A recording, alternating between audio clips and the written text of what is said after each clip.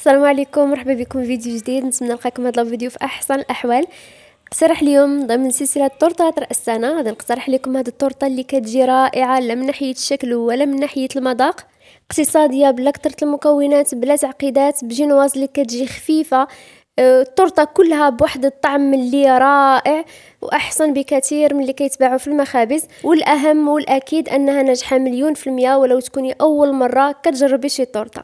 فإلا عجبكم الفيديو ما تنساونيش باللايك، ما تنساوش تشاركوا في القناه باش توصلوا بجديد الوصفات، وخليكم معايا من بدايه الفيديو حتى الاخير وفرجه ممتعه. فبالنسبه للجينواز كنحتاج ل8 الحبات ديال البيض، وممكن ديروا غير 5، ومن بعد غادي نقول لكم كيفاش. كنحتاج الكاس اونص ديال السكر حبيبات، وجوج الكيسان ديال الدقيق الابيض الخاص بالحلويات، وجوج المعالق كبار ديال الكاكاو.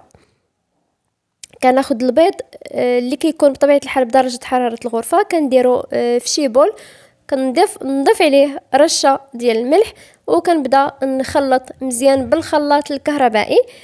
وانا كنضيف في السكر حبيبات تدريجيا. كنستمر في الخلط حتى كنحصل على خليط اللي كيكون مضاعف حتى ل4 ديال الاضعاف، وكيتبدل اللون ديالو وكيولي بهذا الشكل اللي كتشوفوا معايا. بالنسبه لهاد المرحله فراه ضروري ومؤكده لنجاح الجينواز. الا ما وصلتوش البيض لهاد المرحله فكونوا متاكدين الجينواز ما غاديش تكون ناجحه معكم. وباش غادي نعرف هاد الجينواز راه وصلت للمرحله المطلوبه، كنحاول انني نرسم اولا نكتب رقم 8 وكيبقى محافظ على الشكل ديالو.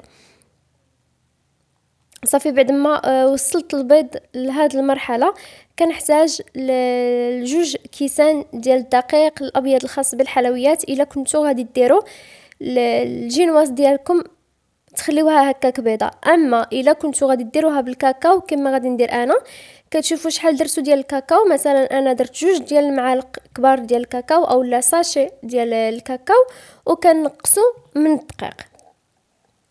وضروري دوزو هكا في شي صفايه باش ما كيبقاو لكمش دوك التكتلات.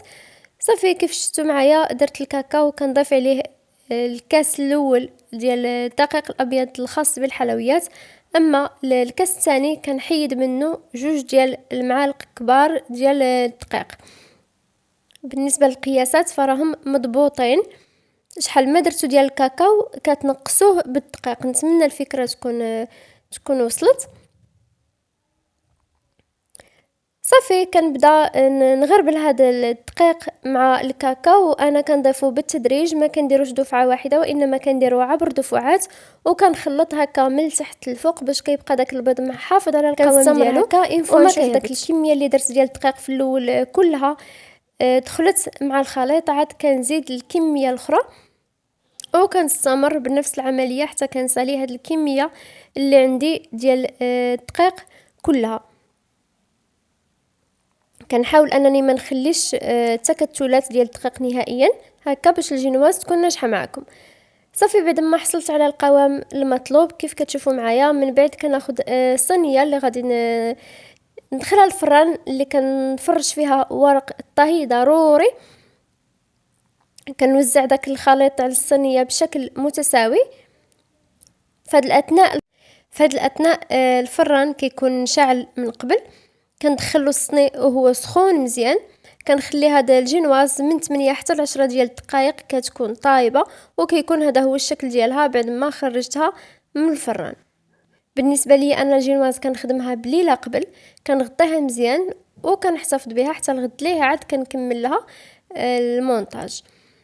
صافي هنا كيف كتشوفوا معايا، كيف قلت لكم انا كنت خليتها قبل باتت. خديت هنايا هذا الاطار ولا هذا السيركل دائري، نتوما ممكن ديروه مربع، ممكن تقسموها على زوج وكديروا وحده فوق وحده. غادي نرجع لكم بالنسبه للبيض. كيف قلت لكم انا درت 8 ديال البيضات ودرتها بهذا الشكل هذا. نتوما الا بغيتوا ديروا 5 ديال البيضات، كديروها في مول اللي كيكون دائري، كيطيبوها بمره. بالنسبه للطياب كيشد لكم حتى لساعه، ماشي بحال هاد الجينواز ملي كديروها بحال هكا. وديجا حضرتها معكم ماشي مره وماشي جوج، غادي نخلي لكم الرابط في صندوق الوصف الا بغيتوا ديروها الجينواز ديال 5 ديال البيضات. بالنسبه لي انا درتها هكا حيت كنت غادي نديرها بشكل مستطيل، داكشي علاش درت الجينواز بهذه الطريقه هذه حتى لاخر لحظه وفكرت انني نديرها دائره. داكشي علاش درت الشكل اللي شفتو معايا. صافي بعد ما حيدت جوج ديال الدوائر، هاد الزوائد اللي كيبقاو حتى هما كنحيد منهم دائره، واخا ما كتكونش مقاده ماشي مشكل، غادي نديرها في الوسط ما غاديش تبان. صافي بعد ما كنقادها هنايا عندي شويه من الكريمه اللي كنطلعها مزيان. خديت هنايا واحد الدائره اللي كنسقيها بالسيرو. بالنسبه للسيرو كديروا اي سيرو بغيتو، ومباشره كندير فوق منه كميه من الكريمه كنوزعها بشكل متساوي، وكندير الطبقه الثانيه ديال الجينواز. كنحاول انني نقاد دوك القطع مزيان حتى كتجي دائره، وحتى هي كنسقيها، ومباشره كندير فوق منها الطبقه الثانيه ديال الكريمه. كنحاول انني نقدها هكا باش ما كتجينيش بلاصه طالعه على بلاصه.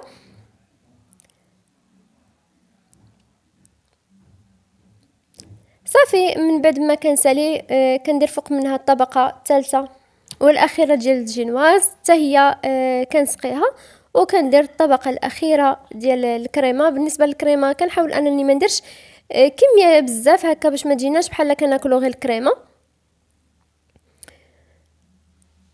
صافي كنقاد لها الجوانب، كنحاول انني نمونطيها مزيان. بالنسبه لي انا بيتها في الثلاجه حتى الغد ليه عاد كملت لها التزيين. خديت هنايا قطعت منه واحد الشريط على حسب العلاوه اللي بغيت انا. خديت الشوكولا اللي دوبتها في بان ماري، درتها في بوش، وبديت كندير خطوط بالشكل اللي كتشوفوا معايا. بالنسبه للخطوط ديروا كما بغيتو نتوما على حسب الشكل اللي بغيتو نتوما. انا درت جوج كيف غادي تشوفوا معايا. كنخليها شويه فوق من سطح العمل غير على ما نلصق الاولى وكنلصق الثانيه هكا. من كنهزها ديك الشكلاط ما كتسيحش. صافي كنحاول انني نقادها مزيان على الطورطه هكا حتى كتلصق بهذه الطريقه اللي كتشوفوا معايا. صافي كنحيد هذاك البابي كويسو، وكتبقى ديك الشكلاط لاصقه في لاكريم. هنايا خديت بوش اللي درت فيه شويه من الكريمه، وكنبدا ندير وريضات بهذا الشكل هذا. ودرت حتى هنايا وريضات وسط من الطورطه. خديت الفرز اللي قسمته على زوج، وكذلك الكيوي. درت هنايا البنان. بالنسبه للفواكه كديروا داكشي اللي متوفر عندكم. عندي هنايا غاناش ديال الشوكولا اللي درت شويه من الكريمه السائله وشويه ديال قطع الشوكولاته، درتهم فوق النار، خليتهم حتى دابوا مزيان، خليته حتى برد شي شويه، ومن بعد درتو فوق من الطورطه بهذا الشكل هذا. كتبت سنه سعيده، وخديت شويه من لاباج كنديرو فوق من الفواكه بهذا الشكل هذا باش ما كيفسدش بسرعه وكيعطينا ديك اللمعه.